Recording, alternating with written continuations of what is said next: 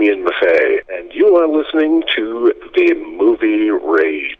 It's time for the Movie Raid, and tonight's victim is actor Damian Maffei, that has done Wrong Turn, the 2021 film, The Strangers Pray at Night, and Time's Up, amongst others. Hello. Hello. So tell us a little bit about the current Wrong Turn film. This one's a little bit of a different direction slightly, and having to be involved with it, especially from an existing franchise. Can you tell us a little bit about your involvement with the story itself without giving too much away? Yeah. I talked to director Mike Nelson a while back. I think before anyone else was on. He was a fan of The Strangers Pray at Night. Reached out to him and I was like, "You're doing the new Wrong Turn movie." And I was like, throw me in there. Get me running around as one of those knucklehead cannibals. And he was like, "Well, it's not really what's going on there." And I looked at the script. I was like, "Wow, it's really quite different." And I thought it was fantastic. James Harris and John Wagner, the producers from The Strangers Pray at Night, and John was on Hunt, came on board to Wrong Turn. So it was people I'd worked with before. We're going to get in there. It's just where. There wasn't many parts I was right for. Really, the part I wound up playing is really the only part I could play. I was originally called in there for a different part. The character of Nate Rhodes, they decided to go quite a bit older than me. So I wound up playing Morgan, a.k.a. Deer Skull, in there. And it was shot in Ohio, which is where, the Ohio-Kentucky area, which is where we filmed Strangers Pray at Night and Hunt. So back there to do another one. I love that group. That director's fantastic, Mike Nelson. He's a huge horror fan. Like, he show up every day kind of and immediately try to find him, just see what shirt he was wearing. Like all the, it was like movies I knew, but these shirts I'd never seen before, designed. So that was great, and it did hurt that he's a brilliant, passionate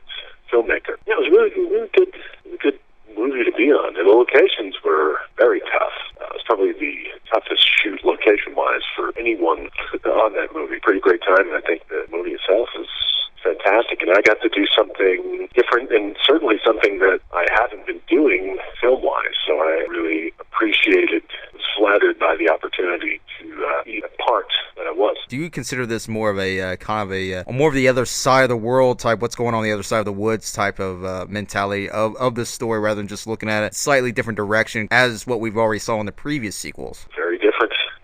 The original writer and creator of the first one just wanted to change it up. Having the opportunity to have a reboot or a sequel to a franchise, especially one that's already been following, do you think it's still a risk career-wise? The success of the previous films, do you think it's still a risk career-wise to even accept this added on to your career itself? That's a pretty good question. That's actually something I was just talking to someone else about. As far as me, my involvement in Wrong Turn, I think it'd be very hard for the actor to have that land on them, but for a director, it's pretty ballsy. It's pretty bold to jump in there, a remake or a reboot. It's like two friends, Kevin Dennis, who did the Pet Sematary remake. When we found out they were doing that, I was like, wow, that's like good for you. But also like, that's scary stuff, because horror fans, God love them, many of them are going to go in there and never give it a chance.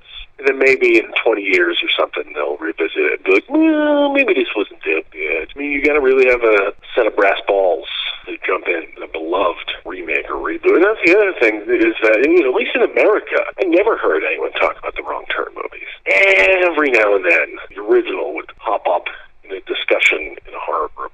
One or two people would comment on it. But no one was talking about these movies here. The only reason anyone's talking about them now is because this movie came out. It's like, they call it a cash-in. What is cashing in on? I know it's very popular in Latin America and Brazil, and that's a different story. But, I think it would be very hard for a reboot or a remake to have a real cataclysmic effect on an actor's career. It certainly isn't going to affect me.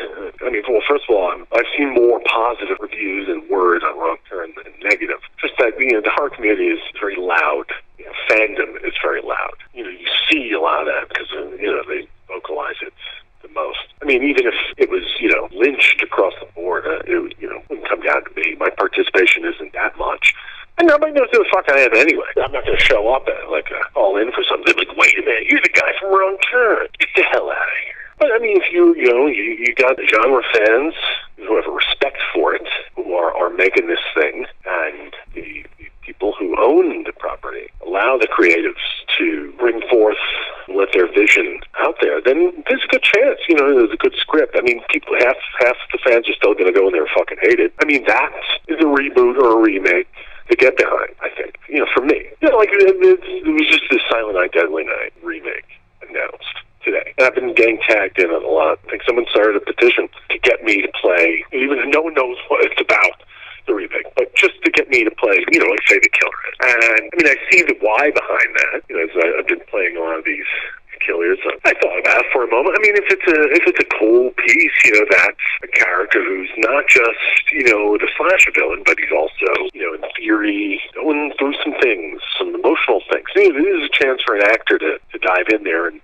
do that. That is a property that I would certainly look further into it. It's also a property I know that people would just hate without giving it a chance. But that's something I'm willing to absorb, to do something I think is cool, is worthy. Sure. Now, having to take, direction is always important, obviously, but especially when it comes to character. But in order to make, a uniqueness of its own, do you think applying a misdirection can also add more depth sometimes, rather than just taking the traditional direction of characterization? Any character, especially with movies, all that work at home or, wherever. Because, movies oftentimes there's no rehearsal. And, coming from theater, a lot of the character stuff comes out of doing it. Just working on it, and things come out, good things, bad things. You pick what's working for you, and you grow it. You do all this character work at home. You bring it to the set. And, film directors, some of them don't say anything to you. Some of them are a very strong vision of what they think the character is. Too much. That's what they're there for, is to work with you. You should be open to any ideas they have. And you, as the actor, take those ideas, and is it something that you want to explore? Is it working for you, or is it nonsense? And then you can ignore it, apply it.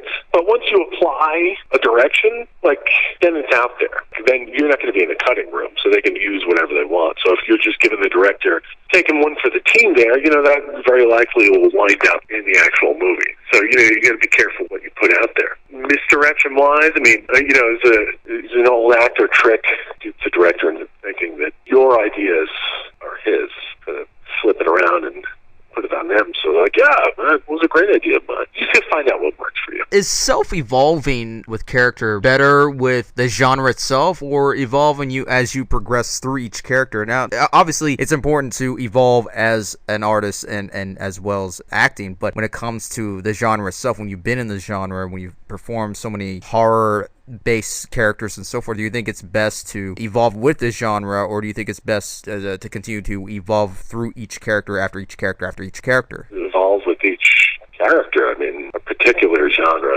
Do it truthfully. That's when comedy is its funniest, not when you're, rolling out a big fucking ham or making a huge ass of yourself. I mean, some people might laugh at that, but the comedy I like is always when it's done truthfully, like real circumstances. And horror, you can't just half-ass it just because you're in a fucking horror movie. It's why the genre is where it is right now. It's because it's still full of cheap movies with non-actors being trotted out just because they know that they knew the teens would show up for some boobs and blood. Don't change your performance or your tactics for a genre. I mean, slasher movies, I love them. More often than not, they don't allow for much character development. I mean, that's not necessarily the way it needs to be. Here's what I want to see in slasher movies. Let's see fucking characters I give a shit about. Some way to do that. And it doesn't mean that the entire first act needs to be this deep dive into their lives or whatever. Just likable people here and there. Or wholly unlikable people too. Characters you become invested in one way or the other. Because if you're just trotting out a bunch of people that you don't know their names, you can't tell them apart, who cares? Who cares if they get killed? And that's all you're looking for is gore and whatnot. That's one thing. But if all you're looking for is gore, still why not have some characters you give a damn about, like someone you want to root for? But I mean, it's understandable though, because you yourself are going to lose interest as well, because if it is a point A, point B, it's almost like you're just emptying out an existing trick box. Like we've already seen this, we've already know what's going to happen. Oh, this has been used so many times, and it doesn't give you enough room to really build off of the character, because obviously that this is what it is, that type of genre. You already know what's going to happen in the story, and yes, the characters may not be very likable at all, because you already know it's kind of predictable. okay, obviously this is not interesting, this is not interesting. Oh, this, we already know that. And you yourself don't even begun to even perform throughout the story, and the audience themselves are going to lose interest itself. And obviously the audience is your biggest critic, of course, but they're going to lose interest as well. But yeah, obviously you're going to get some likers. Obviously you're going to get the ones that love blood, gore, boobs, and all that stuff. But for you, it doesn't reach your potential of how can you reach to that audience performing the serial killer or the victim or whatever it is that it involves within this particular film. Acting is acting. Well, absolutely. And when it comes to like serving the community itself, and there's always risks and to yourself, and that's where having to evolve, and rather just being the staple of the whole thing, because then obviously you yourself are going to be stale over time. Maybe your name is not going to be mentioned anymore or billed in other films later on. Always saw it out there, and then people started referring it to me. And I know it's a completely, it's a term of endearment. I'm honored, but like, you're my favorite horror actor, or it's like fans, and then it'll be like neighbors or something, or like friend of an aunt or something. Oh, you're the guy that acts in horror movies. I am allowed to do other things, and I can do theater. Some good theater for decades. I'm not only allowed to do horror movies, and I'm not only good enough to do horror movies. And that's really kind of where the thing comes from. It's like, oh, that person is only good enough to do horror movies. It's like this stunt guy played the Thundering Lug, now is kind of migrated on to other silly parts. The horror actor. It's only good enough to do horror. Like, I love horror movies, lifelong. And anytime I go to creatively push something or jump in something, it's a horror movie. I was like, I can do other things. I can do comedy and stuff. But, I don't feel that way anymore. I love the horror genre, and the fans are tremendous. They're also horrible, some of them, which I used to be. But, it's just acting. It should be actors. If you can only do horror movies, then you're probably not a very good actor. Go ahead and plug in any websites or anything that you care to add to that so we can check out right now. Websites. Wrong Turn 2021 is all over the place now. You can rent it wherever you rent things or buy them. There's physical, really nice Blu-ray out there. I don't know where you walk in and buy it from, Best Buy, but it seems to be going quick. You can order it. I know they're all backed up there. Yeah, check out Wrong Turn 2021 and just be open to it, embrace it. Maybe you'll love it and it'll love you. Just follow me on social media or whatever, or follow the Time's Up social media accounts. You keep up with it. There you have it, everybody. That is actor Damian Maffei. Thank you. Thanks for having me on.